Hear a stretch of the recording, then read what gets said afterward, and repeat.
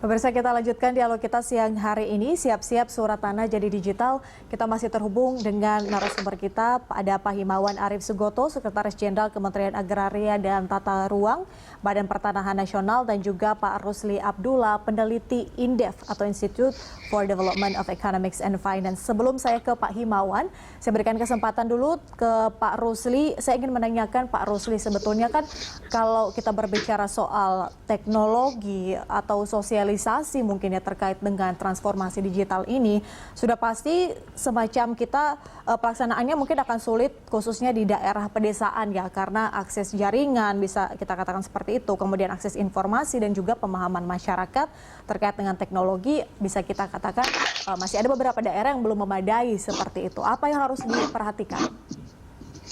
Oke Mbak, ya terima kasih. Jadi ada terkait dengan pertanyaan Mbak Patricia, ada beberapa catatan. Yang pertama adalah masalah infrastruktur digital seperti itu. Dalam artian seperti ini Mbak, kalau saya tadi adalah produknya digital, nanti apakah ketika dicek itu harus ke kantor atau hanya via HP misalnya, via aplikasi. Walaupun via aplikasi belum semua daerah di Indonesia tersentuh oleh layanan gelombang internet ya, atau mungkin sinyal yang bisa untuk mengakses internet. Mungkin via telepon, voice call bisa, tapi untuk internet belum bisa. Satu.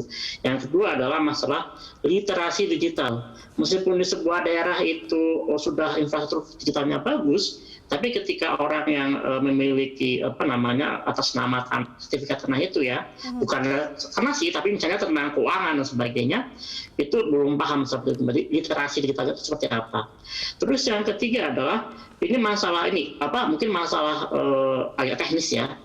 Mungkin zaman saat ini para pemilik sertifikat tanah itu banyak kan bapak-bapak kita ya, orang tua generasi kolonial yang memang itu kalau seandainya mau di-convert ke digital itu apakah tidak akan menimbulkan sebuah gejolak dan sebagainya. Itu yang saya kira perlu diperhatikan oleh Kementerian ATR ini ya. Dan saya kira untuk mengadres masalah ini itu perlu perlu sebuah koordinasi dengan kementerian lain, dalam hal ini Kementerian Kominfo kan, yang terkait dengan penyediaan infrastruktur digital, ataupun nanti Kemendesa dan kementerian lainnya. Sehingga harapannya adalah program digitalisasi ini bisa sesuai dengan rencana Mbak. Itu sih sebagai catatan dari saya. Oke, ke Pak Himawan. Pak Himawan menanggapi masukan dari Pak Rusli terkait dengan infrastruktur digital. Sebetulnya koordinasi dengan stakeholder terkait dengan hal ini, surat tanah yang menjadi digital ini seperti apa sejauh ini Pak? Dan sosialisasinya kepada masyarakat sejauh mana? Baik, terima kasih Pak Abdullah tadi, terima kasih atas masukannya. Sangat penting memang kita dalam koordinasi ini, karena sudah sejak 2018 Pak Menteri itu sudah mencanangkan untuk kita melakukan transformasi digital. Dan kita juga telah bekerjasama dengan BSSN, Badan Cyber terus dengan Kominfo, dengan BIM, dan sebagainya, dalam rangka mempersiapkan kita menuju layanan berbasis elektronik. Nah, tentu kita sangat sadar bahwa masyarakat kita sangat berbeda sekali tingkat pemahamannya. Makanya sebenarnya program sertifikat ini tidak terburu-buru ya. Jadi kita memulai dulu legal standingnya ada, lalu kita menyiapkan mana dulu instansi ataupun yang bisa diberikan pada lokasi-lokasi yang ada, yang sudah kita katakan valid. Jadi kita sadar itu, dan kita terus melakukan sosialisasi pemahaman yang ada. Terkait masalah teknologi ataupun infrastruktur yang ada, kita juga sangat tahu bahwa kalau tadi saya contohkan, nanti kan sertifikat itu bisa di print out. Di print out tersebut ada barcode. Lalu bagaimana nanti orang akan bisa mengakses? Tidak bisa, orang punya security system.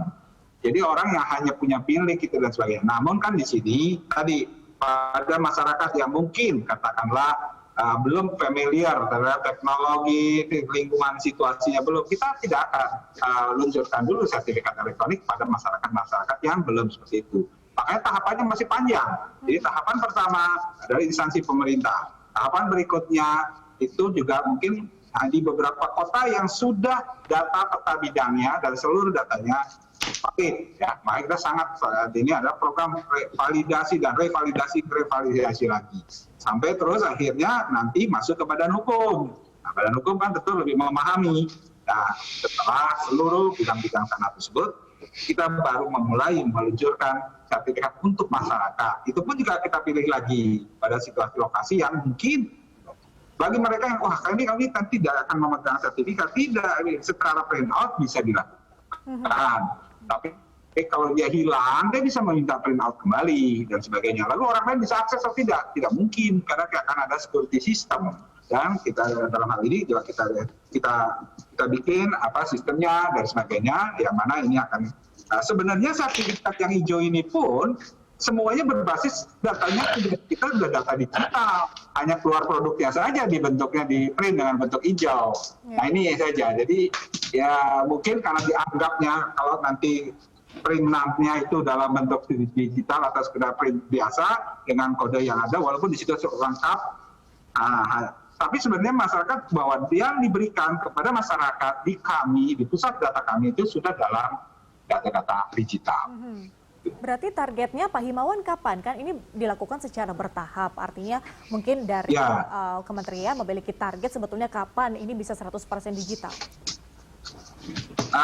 Kita mulai bikin di sekitar pertengahan semester 1 ini ya, untuk tanah-tanah pemerintah di lokasi tertentu dulu ya itu. Nah itu sambil kita melihat kondisi di mana pada posisi tanah yang sudah stabil ya, tidak berubah, tidak dipecah, tidak dibagi belah-belah. Nah itu tentu kita akan memilih, kita keluarkan sehingga nanti akan lebih tertib ya dan sebagainya, semua form data itu.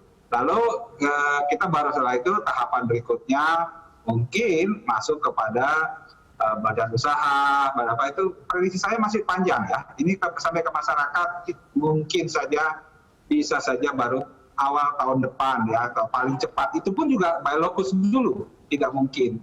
Karena kita tadi ini perlu educated dan perlu sosialisasi, perlu penjelaskan, perlu tinggal. Nah, kami sadar di sini ada sesuatu yang baru yang mengagetkan, seolah-olah kita akan menarik, tidak ada. Jadi kita nanti akan setelah difahami ini kita print out-kan, nah tentu tak boleh ada dua sertifikat. Nanti sertifikat yang satu akan menjadi permasalahan, kan begitu. Jadi sebenarnya itu, dan ini sebenarnya melindungi. Jadi apabila sudah di print out, sebenarnya itu lebih valid. Artinya cara itu data itu sangat valid dan bisa dilakukan dengan mudah. Nah, saat di beberapa negara kan sebenarnya sebuah sertifikat negara maju sudah dalam bentuk elektronik dan sebagainya. Oke, Pak Rusli, seberapa genting atau penting mungkin ya kita bertransformasi menjadi digital untuk surat tanah ini sebetulnya? Ini Mbak, penting nggak penting itu tergantung pada tujuannya ya, seperti itu. Kalau memang seandainya untuk misalnya gini, dari sisi environment untuk paperless itu mungkin bagus ya, dalam artian untuk mengurangi penggunaan kertas. Tapi kita lihat dulu terkait dengan riak-riak yang akan bisa muncul ataupun dampak negatif dari adanya digitalisasi ini. Ketika sekarang udah dimulai banyak isu akan ditarik meskipun itu hoax ya, dan tadi udah disampaikan oleh Pak Himawan itu nggak benar. Dan saya kira Mbak ini tapi ada penting juga ketika produk digital itu menurut saya adalah bukan hanya produk saja, tapi lebih kepada tadi integrasi sistem dengan Kemenq, dengan Kementan dalam untuk nanti menurunkan ataupun menanggulangi konversi lahan dari sawah ke non-sawah seperti itu, Mbak. Oke, berarti lebih ke integrasi data ya, Pak Rusli ya? Ya, betul. Tapi gini, Pak Himawan. Oke, kita sadar bahwa sekarang di Indonesia itu kan ini ya, kita udah makin aware bahwa kita hidup di atas kompor bumi ya, ring of fire. Apapun itu pasti akan banyak gempa dan sebagainya. Nanti probabilitasnya makin besar seperti itu.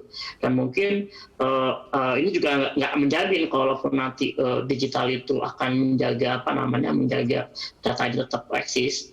Tiba-tiba kalau seandainya mati, ada gempa yang dahsyat, data centernya hancur dan sebagainya, itu menjadi sesuatu yang sangat perlu dipertimbangkan juga seperti itu.